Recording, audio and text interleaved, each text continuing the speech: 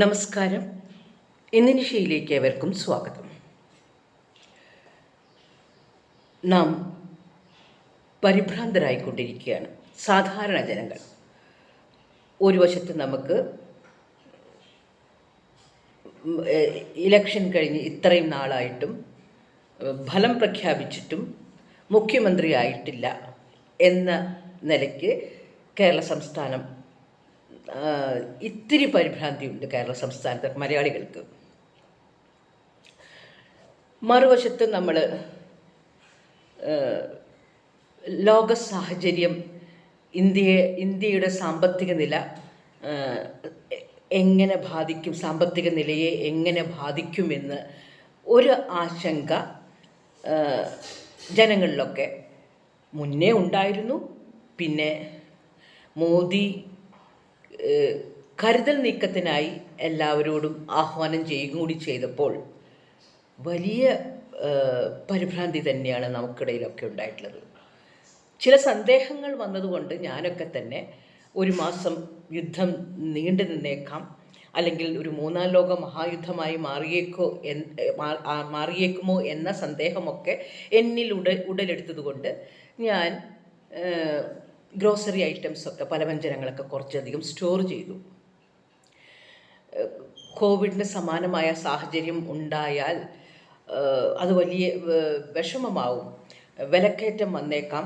അപ്പോൾ സാധനങ്ങളെല്ലാം തന്നെ വാങ്ങാനായിട്ട് നമുക്ക് നമ്മുടെ വരുമാനം അനുസരിച്ച് ചിലപ്പോൾ നടന്നെന്ന് വരില്ല. അതുകൊണ്ട് തന്നെ ഞാനൊക്കെ കരുതി, ഇത് മോദി ആഹ്വാനം ചെയ്തിട്ടൊന്നുമല്ല ഞാൻ കരുതി വാഹനങ്ങളൊക്കെ, കാറിലുള്ള യാത്ര നിർത്തലാക്കി. കാരണം നാളത്തേക്കായി കരുതി വെക്കണമെന്ന് എൻ്റെ ഒരു ജന്മസഹജമായ തോന്നലുകൾ എന്നിലുണ്ടായി. അപ്പോൾ ഞാൻ അതുപോലെയൊക്കെ ചെയ്തു. റേഷൻ വാങ്ങൽ മുടങ്ങിക്കിടക്കുകയായിരുന്നു, അത് പുനരാരംഭിച്ചു. അങ്ങനെ അപ്പോൾ റേഷൻ കടക്കാരൻ തന്നെ ചോദിച്ചു, എന്തോ പേടി തോന്നിയിട്ടാണല്ലോ വരവ്. അതെ, പേടി തോന്നി തന്നെ ചെന്നതാണ്, മോദി പറഞ്ഞിട്ടല്ല. പക്ഷേ ഇത് മോദി നമ്മളോട് ആഹ്വാനം ചെയ്തിരിക്കുന്നു.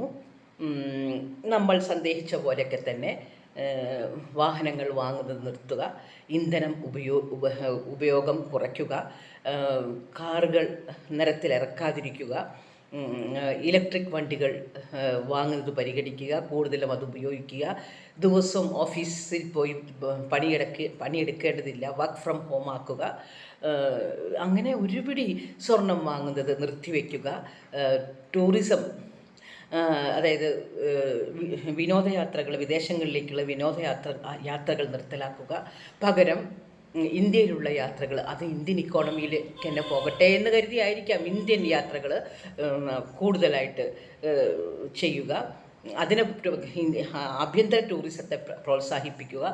അങ്ങനെ ഒരുപിടി കാര്യങ്ങൾ, തദ്ദേശ നിർമ്മിതമായിട്ടുള്ള സാധനങ്ങൾ ഉപയോഗിക്കുക, വിദേശ സാധനങ്ങൾ കഴിയുന്നതും പരമാവധി അതിൻ്റെ ഉപഭോഗം കുറയ്ക്കുക എന്നിങ്ങനെ ഒരു ക്രൈസിസ് ടൈമിൽ എങ്ങനെയൊക്കെയാണോ ജനങ്ങളോട് ആഹ്വാനം ചെയ്യുക, അത്തരം കാര്യങ്ങളൊക്കെ മോദി തന്നെ നേരിട്ട് വന്ന് പറഞ്ഞിരിക്കുകയാണ്, ഇപ്പോൾ ആഹ്വാനം ചെയ്തിരിക്കുകയാണ്. അപ്പം നമുക്കൊക്കെ അറിയാം, കുറച്ച് കോമൺ സെൻസ് ഉള്ള ആൾക്കാർക്കൊക്കെ അറിയാം, മറ്റ് സംസ്ഥാനങ്ങളിൽ അസംബ്ലി തെരഞ്ഞെടുപ്പുകൾ നടന്നുകൊണ്ടിരിക്കുകയാണ്. അത് ഇപ്പോൾ പൊട്ടിക്കേണ്ട, ഇലക്ഷനും കഴിഞ്ഞ് ഫലപ്രഖ്യാപനവും കഴിഞ്ഞ് മന്ത്രിസഭ ഒക്കെ ഓരോ സ്ഥലങ്ങളിലും രൂപീകരിച്ചതിന് ശേഷം പൊട്ടിക്കാം എന്ന് കരുതി തന്നെയാണ് അദ്ദേഹം ഇരുന്നത്. അത് കഴിഞ്ഞ് പറയുമെന്നുള്ളത് നമുക്കറിയാം. അതുകൊണ്ട് തന്നെ നമ്മൾ വിലവർദ്ധനവ് വരുന്നേക്കാൾ മുന്നേ, നമുക്കൊന്നും അധികം കാശില്ല, കള്ളപ്പണം ഇല്ല, കഷ്ടിമുറിച്ച് നമ്മളൊക്കെ അന്നന്ന് പണിയെടുത്ത് ജീവിക്കുന്ന ആൾക്കാരാണ്. പാക്കനാരനെ പോലെയൊക്കെ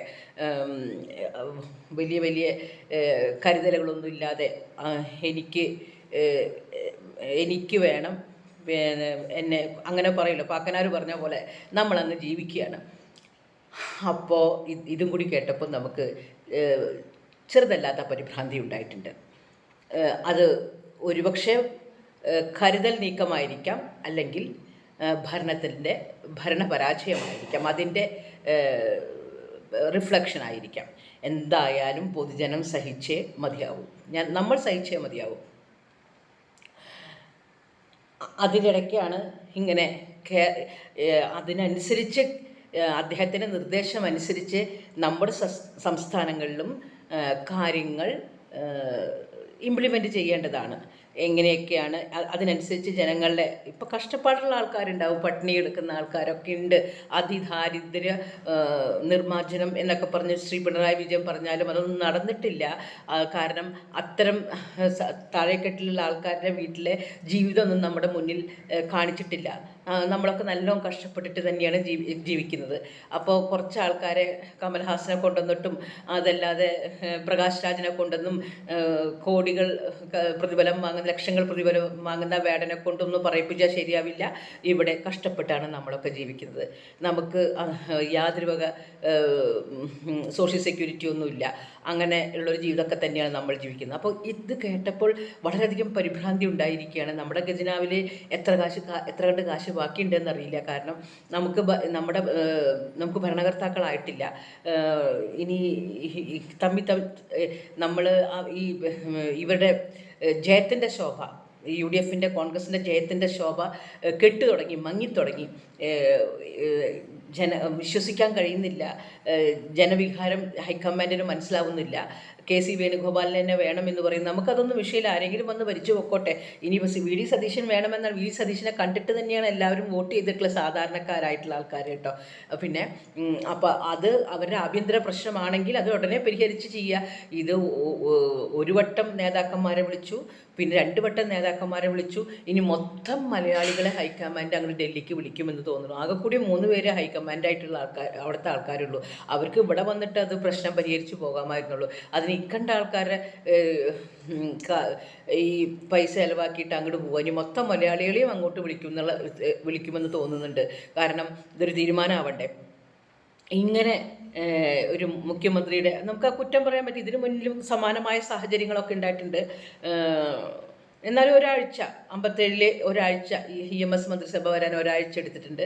അത് കഴിഞ്ഞിട്ട് ഇതേപോലെ തന്നെ ചെറുച്ചിയെ കാണിച്ച് മാതിരെ കിട്ടി എന്ന് പറഞ്ഞ പോലെ തന്നെ 84 കേരം തിങ്ങും കേരള നാട്ടിൽ KR ഗൗരി മുഖ്യമന്ത്രി എന്ന് പറഞ്ഞപ്പോൾ ജനങ്ങളൊക്കെ ഇങ്ങോട്ട് ഇളകി. അവർക്ക് അത്ര പോപ്പുലറല്ലേ, അവർക്ക് അത്രയും ജനകീയമായിട്ടുള്ള നേതാവ്, അതൊരു സ്ത്രീ, അതൊരു വലിയ വിപ്ലവപരമായ മാറ്റമാണെന്ന് വിചാരിച്ച് എല്ലാവരും അങ്ങോട്ട് അന്ന് CPM വോട്ട് കൊടുക്കുകയും അത് കഴിഞ്ഞപ്പോൾ ഇലക്ഷന് നിൽക്കാത്ത നായനാരെ പിടിച്ച് മന്ത്രിയാക്കി.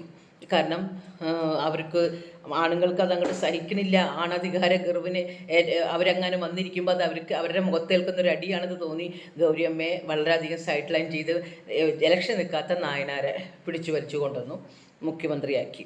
അതിന് കുറച്ചധികം സമയം, അതിനും പോലും സമയം എടുത്തിട്ടില്ല. അതിന് 3 ദിവസം അത്ര എൻ്റെ എടുത്തിട്ടില്ല. 3 ദിവസത്തിനുള്ളിൽ അതിന് പരിഹാരമായി. കാരണം സ്ത്രീയുടെ കാര്യത്തിൽ എല്ലാവരും ഒത്തു. സ്ത്രീക്ക് എതിരെ സ്ത്രീയും ഒക്കും പുരുഷനും ഒക്കും. അതുകൊണ്ട് അതിന് 3 ദിവസമാണ് അതിനെടുത്തിട്ടുള്ളൂ. അത് കഴിഞ്ഞിട്ട് അപ്പോൾ അതിലൊരു അവിടെ ചെറിയ കാട്ടി മാത്രമേ കിട്ടി എന്നുള്ളൂ. പക്ഷെ കാലവിളംബം ഉണ്ടായിട്ടില്ല. പിന്നെ ഒരു കാലവിളംബം ഉണ്ടായിട്ടുള്ളത് 96-ലാണ്. 96-ൽ മുഖ്യമന്ത്രിയെ ഉയർത്തിക്കാട്ടിയ സ്ഥാനാർത്ഥി VS അച്യുതാനന്ദനാണ്. VS അച്യുതാനന്ദൻ തോറ്റു. മലാരിക്കുളത്ത് തോറ്റപ്പോൾ പിന്നെ നായനാറിനെ മുഖ്യമന്ത്രിയാക്കാൻ വേണ്ടിയിട്ട് ഇതേപോലെ ഇതിലും കൂടുതൽ സമയമെടുത്തു. വീണ്ടും ചർച്ചയൊക്കെ ആയിട്ട് സമയമെടുത്തിട്ടുണ്ട്. അത് കുറച്ച് സമയമെടുത്തു. അതിന് ശേഷം പിന്നെ കോവിഡ് കാലഘട്ടത്തിലും ഒരു 18 ദിവസം എടുത്തു പോകുന്നുണ്ട്. കാരണം അതിൽ മുഖ്യമന്ത്രി ആരാന്നുള്ള കാര്യത്തിൽ തർക്കമൊന്നും ഉണ്ടായിട്ടില്ല.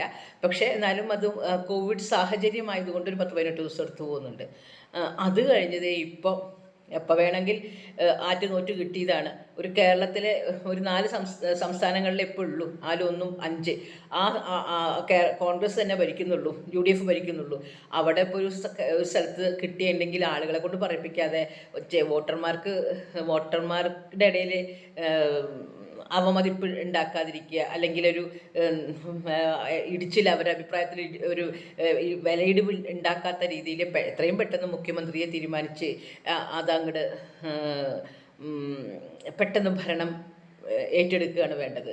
അതിന് പകരം ഇങ്ങനെ വലിച്ചു നീട്ടി ഇതിൻ്റെ ഇടയിൽ മറ്റ് നല്ല വാർത്തകൾ, ഗൗരവമേറിയ വാർത്തകളൊക്കെ മുങ്ങിപ്പോവുകയാണ്. കാരണം ഈ ചാനലുകാർക്ക് വേറെ പണിയൊന്നുമില്ല, ഇതന്നെ പറഞ്ഞിരിക്കുകയാണ്. ഇതിൻ്റെ ഗൗരവമായ സഗൗരവമായ വാർത്തകളൊക്കെ ഉണ്ടാവും, അഴിമതികളും മറ്റു കാര്യങ്ങളൊക്കെ, അതൊക്കെ മുങ്ങിപ്പോയി. ഈ റേറ്റിങ്ങിന് വേണ്ടി ഇതന്നെ പറഞ്ഞുകൊണ്ടിരിക്കുകയാണ്. ഇവിടെ നിന്നാണെങ്കിൽ എല്ലാവരും അങ്ങോട്ട് വിളിച്ചു കൂട്ടുന്നുണ്ട്. ഇതൊക്കെ എന്തൊരു നാണക്കേടാണ്.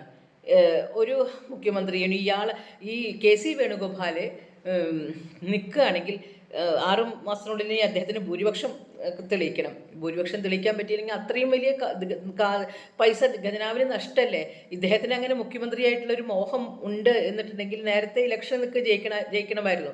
അപ്പോൾ എല്ലാവിധ അധികാരവും വേണം എന്ന് പറയുന്നത് എന്താ? അങ്ങനെയാണെങ്കിൽ ലോക്സഭ ഇലക്ഷൻ നിൽക്കരുതായിരുന്നു. ഇതൊക്കെ ഒരു വ്യക്തി ആൾക്കാർ മനസ്സിലാക്കുകയാണ്. അത് കോൺഗ്രസ് പാർട്ടിയും മനസ്സിലാക്കേണ്ടത്. ഇവർക്കൊന്നും വേണ്ടി ഇനി വോട്ട് ചെയ്യാൻ ജനങ്ങൾ തയ്യാറാവില്ല. ഇനി അദ്ദേഹം എവിടെ നിൽക്കണമെന്ന് വെച്ചെങ്കിൽ അവിടെ പോയി നിന്നിട്ട്, കാരണം മനുഷ്യനെ വെറുപ്പിക്കുകയാണ് ഇട്ടിട്ട്. എവിടെ നിൽക്കണമെന്ന് വെച്ചാൽ സാധാരണക്കാർ പോലും അവിടെ ചെന്നിട്ട് അദ്ദേഹത്തിന് വോട്ട് ചെയ്യരുത് എന്നുള്ള ഒരു പ്രചരണത്തിന് ഇറങ്ങുമെന്നുള്ളത് എന്നതിന് ഒരു തർക്കവുമില്ല. കാരണം ലോകം ഭയങ്കരമായിട്ട്, നമ്മുടെ ഭാരതം ഭയങ്കര സാമ്പത്തിക പ്രതിസന്ധിയിലേക്ക് നീങ്ങുകയാണ് എന്ന് പ്രധാനമന്ത്രി മോദി തന്നെ നമ്മളോട് വന്ന് പറഞ്ഞു, രാജ്യത്തെ അഭിസംബോധന ചെയ്ത് സംസാരിച്ചു.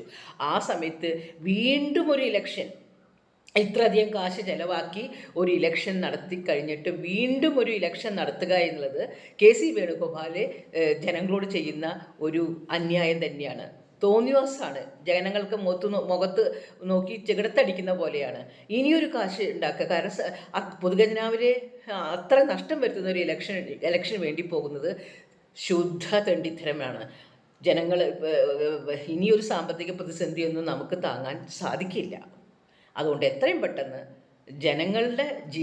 ജനജീവിതം സുഗമമാക്കാൻ വേണ്ടി എല്ലാവരും കൂടി ഒരുമിച്ച് നിൽക്കണം എന്ന് എനിക്ക് പറയാനുള്ളൂ. നന്ദി, നമസ്കാരം.